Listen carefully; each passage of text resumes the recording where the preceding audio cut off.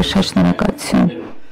Ես նույն մեկնաբանություն նախորդ քննարկման հետ կապված ներքին հարցերի հետ կապված այստեղ Հայաստանում աշխարհաքաղաքական իրավիճակը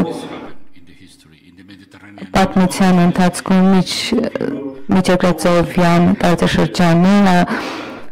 Արևելյան Եվրոպայում աշխարհաքաղաքական իրավիճակը միշտ էլ խթան է եղել։ Ոչ ոք չի կարող գնալ Բրյուսել եւ ասել ես տառապում եմ արտաքին վտանգից։ Մենք գնում ենք եւ վերջապես Հայաստանը տեխնացու է։ Մենք պետք է լուծենք ներքին խնդիրները։ Սահմանը Թուրքիայի հետ սահմանը փակելու մասին չէ, հարցը այն է թե այսօր ինչ է տեղի ունենում Հայաստանի քաղաքներում, որտեղ դուք հստակ ակնհայտ կերպով ես այստեղ չեմ եկել դատելու համար 20, 30, 40 չգիտեմ ոստիկան, որոնք մարդկանց կալանավորում են։ Եթե օրինակ կաշառքի համար է, բայց եթե իրանց կարծիքի համար են իրենք դատվել սոցիալական ցանցերում ուշադիր եղեք, զգույշ եղեք, որովհետև մենք շատ լավ գիտենք ինչ է տեղի ունենում, եւ եք սկսում եք մեղադրել եւ հետապնդել մարդկանց, պարզապես սոցիալական ցանցերում ինչ-որ բան գրելու համար։ Սա մեթոդ է արդեն։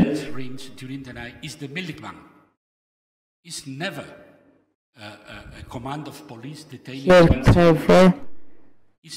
մեկ անձի անգամ ժողովրդավարության մեջ չի կարելի բանտարկել, օրինակ գնանք Ստամբուլ, դուք չպետք է հարյուրավոր ոստիկանների ուղարկեք։ Դուք ասում եք, որ այս անձը ուղղակի պետք է գա այս դատարան, որովհետև դուք չեք պիտակավորում մարդուն միայն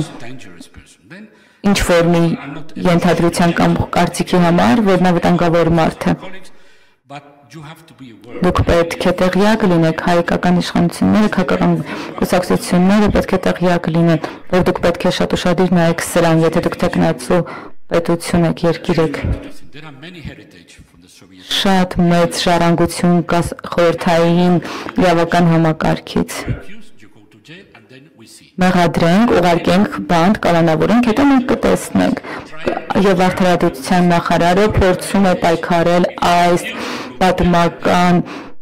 ժառանգության հետ, սկսում ուղարկենք բանտ, հետո կտեսնենք ինչ տեղի կունենա, տեղյակ եղեք նման բաների մասին, որովհետև մենք շատ խորը սնվել ենք նման բաները։ Ես գիտեմ, որ հետագա տարիների ընթացքում, երբ խոսքը գնա Հայաստանի մասին, շնորհակալություն։ Հաջորդը Սեքանդերյանն է։